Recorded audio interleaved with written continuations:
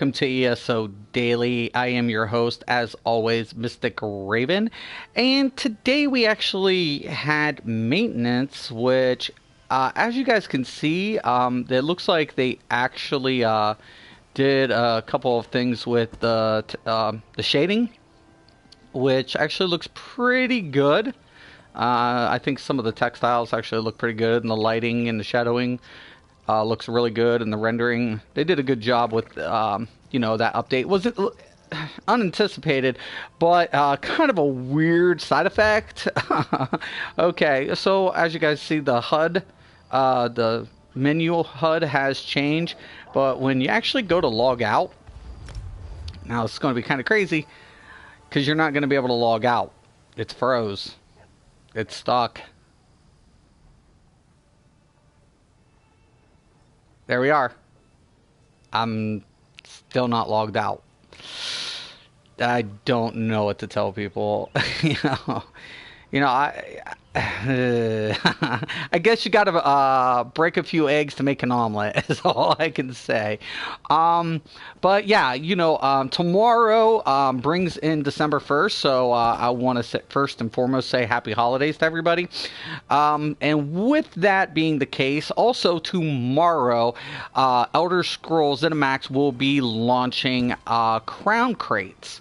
Now, this is kind of controversial in the forums. It has been on the public test server, and it has a lot of mixed emotions for current players, because what it does is you can actually spend crowns and buy a crate that will give random items.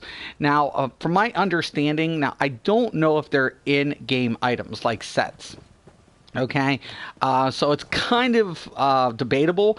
If they're crown items, it really spurs a problem with a lot of players, because they're hinting that a lot of items that are no longer available on the crown you can obtain through the crown crates. So basically, let's say the mounts, some of the rare mounts that were available that you could have purchased when they were available, limited time mounts, they will have a chance to drop in these crown crates. But a lot of players don't like the idea of purchasing crown crates, because what it's doing is basically promoting like a gambling system inside the game. And let's face it, all MMOers have addictive personalities. That's why we play MMOs, because we're pretty much, kind of hooked if you're an Elder Scrolls player. Okay, now a couple of the major things that I've said to myself with these upcoming changes, especially in Crown Store, is some of the in-game things they haven't brought to the table yet. And one of my biggest things is character sheet. When I take a look at a character sheet, it kind of disappoints me compared to a lot of other MMOs, because the one thing I'm missing that I'm not seeing is my resistance. Now, for example, I'm a vampire, so I'm more prone to take fire damage. The problem of it is there's no indication what my flame resistance is, what my magical resistance is, what my physical resistance is, what my disease resistance is. There's no indication other than spell resistance and physical resistance. So I would encourage ZeniMax and Bethesda to fill in the blank there. You got a huge portion of the screen available, so let us know. Give us those numbers. It would help a lot of players kind of understand, especially if they go werewolf or vampire, these negative side effects, and also healing received. We don't see this. There are stats inside the game that we're not getting. For tanks, that's healing received. We don't get a hard number of that, and that should be indicated on the character sheet. So one of the major things on my wish list is fill in the blanks. Let's get some of those numbers up there, and that reflect players, and so they can get a better understanding of where they stand statistically. Second thing on my wish list is the HUD indicator. When we take a look at the HUD, PC players can get mods that have buff indicators. Unfortunately, we're on console, and there are no indications of how long your buff will last other than going to your description and your active effects. So as you guys can see, we can open up the character sheet, but you're not going to be in combat throwing up your character sheet just to see what your buffs are. So especially when you're playing with other players. So my suggestion would be is to take the right hand corner of the HUD or the heads up display and actually give small icons to indicate those buffs, and so when they drop you actually know when your buffs are dropping. So that's number 2 on my wish list for Elder Scrolls. Number 3 on my wish list, they really need to separate in some degree some of the PvE and PvP sets. Every so many months they come out with the new PvP sets, and they put it in, and a lot of players will take to it, they'll test it, they'll run with it, they'll run either a crafted set or a drop set with that PvP set, and for the most part it works out great. But I actually have a better suggestion. So as we're aware, there are trial sets that will actually boost your damage in dungeons or in trials against bosses. And just like the marksman set, which increases your damage to players, I suggest the same thing for upcoming future PvP sets. That will actually promote a lot of more PvP specific play style versus just grabbing a bunch of PvE items, going into PvP, and they don't need any PvP. I mean, at this point, a lot of PvP items are useless. They're junk because you can get better setups and better combos with PvE content. And I think for a lot of hardcore players that are specifically only PvP oriented, they would love to see that implemented. And I would agree. I played both aspects of the game, but I actually do agree that they have to go ahead and take some sort of initiative to implement specific PvP sets, not just fifth trait bonuses, but giving players a slight advantage over wearing PvP sets versus wearing PvE sets. So that's another suggestion I would make it for this game. Is it a necessity? I would never say that anything like that should be a necessity, but because the best thing about this game, you can use a lot of different sets to achieve your goals. I love that about Elder Scrolls, but once again, when we're talking about players wanting to be competitive, that's the way you have to do it. So to be competitive, I would have to say you have to separate your PvE and some of your PvE and your PvP sets a little bit more specifically. Okay, and I don't know. Anything else I'm trying to think of?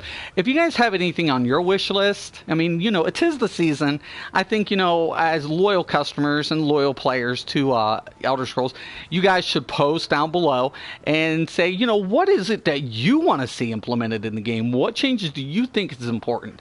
I think these are very, very important things that ZeniMax should take note of. Nothing negative, because we can sit there and we can pick and poke all day long, but what changes would make the game better is my question to all of you guys. So like I said, there's a lot of things that the devs are doing. They're working diligently to try to improve the game every day. I think they do a great job of doing that, but there's still a long way to go.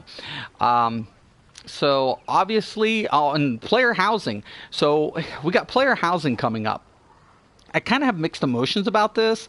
I've been a long time MMOer. My favorite player housing was in SWG, and because it had a implemented system, and even in UO, player housing was effective. Meaning you can have your own merchants, your own traders set up at your house. So when you came through player cities, they actually had their own vendor markets, and that made player housing more relative than just cosmetic. So in Rift, they had like these dimensions, which were player housing, and I didn't really take to it. I mean, it was a nice cosmetic aspect to the game, but it had no functionality. I mean, you could set up like a guild hall for your guild, and have training dummies and things like that. But other than that, it had really no applicable feature to it.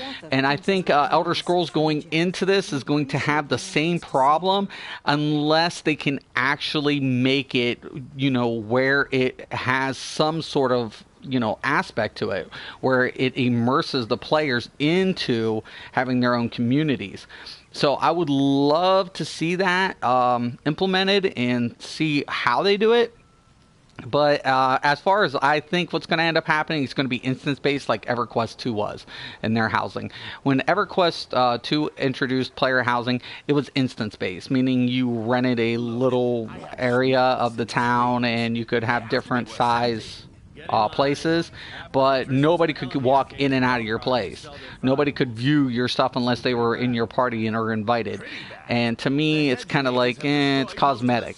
It has no applicable features to it. So some players are going to like it. Yeah. Some players want it. Sure, I guess. But, it doesn't really make, bring the MMO community, give it a lot more individual aspect to the game. So, that's something we'll look into. They say it's going to come out the next DLC. Rumor has it, but there has been no official post or comments about that in the near future. But we do know that it has been implemented in some of the patch notes for future, what they put in. So we'll see. We'll see what they do. So hopefully if the devs are watching, I gave you my wish list. I think it's very, very, very relative. It's, pretty legit inquiries. Hey, guys, can we get a little separation here between PvE and PvP? It's what players are asking for, especially PvPers. So, just get some separation going on, put the game back into competitive play. And also another thing I'd like to see is, some sort of, I love Cyrodiil. Don't get me wrong. I love Cyrodiil. I think Cyrodiil is a great, it's probably one of the best siege engines since Dark Age of Camelot. Okay, hands down. Lineage was a great siege engine too. Long live Richard Garrett and all of what he's done in the past for everything he's contributed to MMOs and into this genre. But the one thing I definitely, which he didn't have a part in Dark Age of Camelot, but in Lineage and Lineage 2 he did, and Ultima series, great developer. But one of the major things that I would really like to see is more specific arena style type group PvP content, like maybe 6-on-6. You couldn't do a 3-on-3 and be, I think, viable like WoW did, because this is still a class-based system. But to have small incursions set up with basically like capture the flag, any type of setups like that for PvP, I think it would be fun, because then you could throw on different leaderboards and make PvP a little more interesting. Give it different dynamics. You could also do, basically another loot system. So that would affect those trying to get PvP gear, not separate it. I don't think, like WoW did arena and battleground gear, and that went horrible. It just was probably the death of PvP in the long-term scale. And I don't think you really want to go that route. But at the same time, like you get mail for, after so much, the general sends you items, and you can have something similar to that with the, scenario, PvP scenario systems. And I think this game would benefit from that. Huge. I'm not saying they should carbon copy what other games have done, but definitely you could do, a large scale capture the flag or capture the keep. Whoever's the first team who capture a keep wins, and that would make it, 3 different factions, all after same keeps. Whoever captures keeps wins, that to me, because Cyrodiil's just, it's nonstop. It keeps going. There's no clear-cut winner. You can get emperors, but, who at the end of the day, who's really winning? Nobody. So, yeah. So I would suggest, maybe something along that line to give the PvP a little more dynamic features. So once again, I just want to hear all of your comments, your feedbacks. Let me know what you think of my suggestions and post some of your suggestions. Let us know, let me know, and let everybody else know what you think should be implemented in the game, what changes you would like to see. If you're on the PS4, please visit our community site. Feel free to post there. That's ESO Daily. I do want to thank everybody for watching, and once again and always, make sure you leave a comment about the crown crates and your input. What do you think about it? And will it lead to future, pay to win? That becomes the better question. Is the crown crates the beginning of something terrible? I can't say. I'm not going to, give out a premonition on that. But I would love to hear your feedback. And once again and always, thank you for watching and have a nice day.